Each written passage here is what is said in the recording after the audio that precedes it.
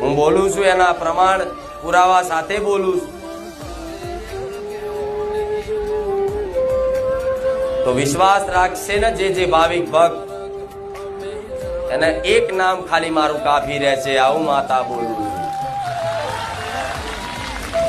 તો તમે 1000 વખત કદાચ મારી જા ધામ આવતા આવતા 1000 વખત મારું નામ લીધું હશે, મારા રામનું નામ લીધું હશે, તમારી કુળદેવનું નામ લીધું હશે, તો આખો આ રવિવારનો દિવસ તમે મન માતાને સમર્પિત કરો છો. આવું માતા બોલું.